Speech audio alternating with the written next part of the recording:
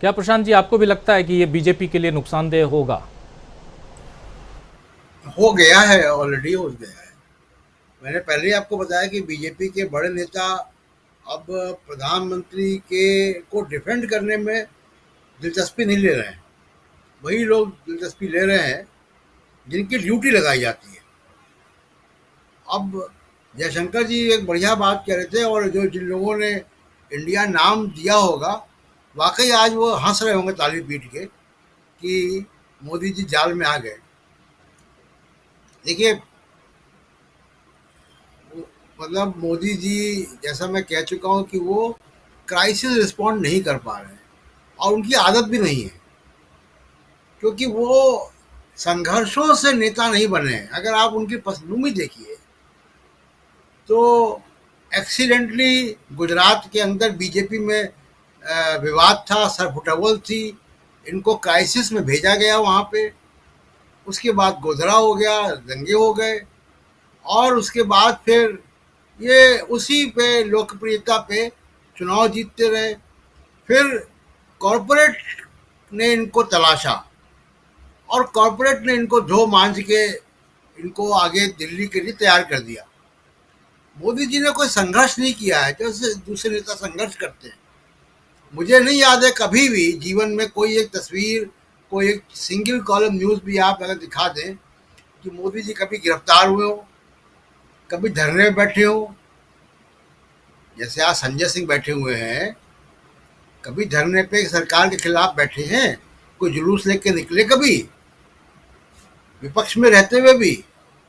भाई जब विपक्ष में थे मोदी जी तब भी हम इनसे मिलते थे, हम लोग यहाँ पे जो भी सीनियर लोग हैं मिलते रहे होंगे, महासचिव थे जब वो। और एक हकीकत बात बता दें आपको कि उस जमाने में सुषमा स्वराज, प्रमोद महाजन, वेंकैया नायडू, ये सब बीजेपी के बड़े स्पोक्स पर्सन थे। ये सब लोग जब व्यस्त होते तब रिपोर्टर इनके पास जाता था, जैसे आज के ज़माने में मुख्तार अब्बास नकवी के पास जाता है। तो लेकिन मोदी जी को जो कुछ भी मिला वो संघर्षों से नहीं मिला। तो संघर्ष आपको ट्रेनिंग देते हैं। राहुल गांधी अगर आज आपको बहुत परिपक्व दिखाई दे रहे तो उनकी ट्रेनिंग संघर्षों से हुई है।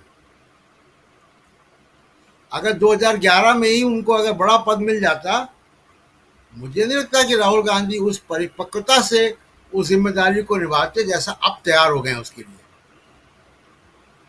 दूसरी एक महत्वपूर्ण बात देखिए, जो मणिपुर के बारे में है, अभी हम लोग चर्चा कर रहे थे राजीव जी, मणिपुर का और कश्मीर या नॉर्थ ईस्ट, मोदी जी जब वहाँ जाते हैं उनके दिमाग में बिहार, यूपी, उत्तर प्रदेश होता है। बिहार, यूपी, मध्य प्रदेश यही होता है, हिंदी बेल्ट। कश्मीर में गए तो वो कश्मीर को भुनाते हैं हिंदी बेल्ट में। कश्मीर के लोग तकलीफ में हैं, कश्मीर के लोगों के साथ न्याय है अन्याय है, उससे कोई मतलब नहीं। कश्मीर का नाम बना के वो उत्तर प्रदेश, बिहार में वोट लेते हैं। यही काम अब वो कर रहे हैं नॉर्थ ईस्ट के लिए।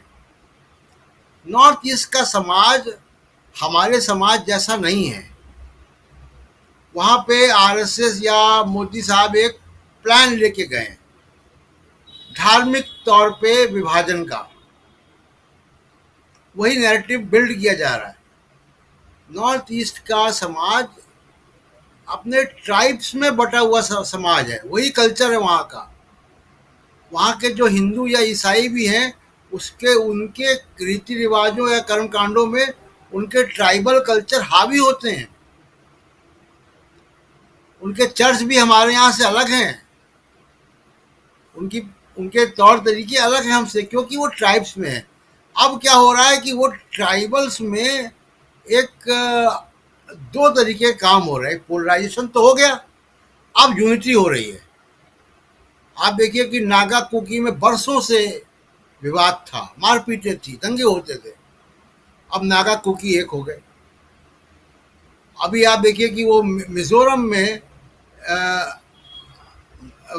एक मैचिस के खिलाफ एक जो है गोलबंदी शुरू हो गई है। इसका असर दूसरी जगह पे जा रहा है।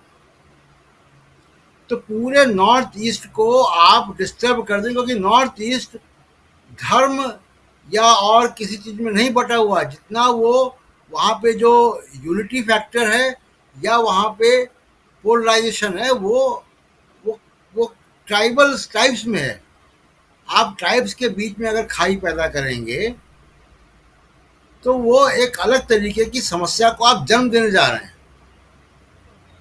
और मेरे ख्याल से वो चिंगारी हो गई अगर उसमें इमीडिएट दिल्ली से बहुत समझदारी पूर्वक मैच्योरिटी के साथ अगर इंटरवेंशन नहीं किया गया, हस्तक्षेप नहीं किया गया, तो ये समस्या हाथ से बाहर भी जा सकती है, क्योंकि स्थितियां बहुत गंभीर है वहाँ की। और जिस तरीके से मिजोरम में हो रहा है या और बातें हम सुन रहे हैं, वो वो संकेत दे रही है कि आगे हमको ठीक से संभालो। उत्तर प्रदेश की राजनीति करने के लिए, बिहार में राजनीति करने के लिए अगर आप मणिपुर को एक औजार की तरह इस्तेमाल कर रहे हो तो आप बड़ी भूल कर रहे हैं, जो किन्हीं सरकारों ने नहीं किया। हाँ जी, बिल्कुल, ये एक अलग तरह की भूल और क्या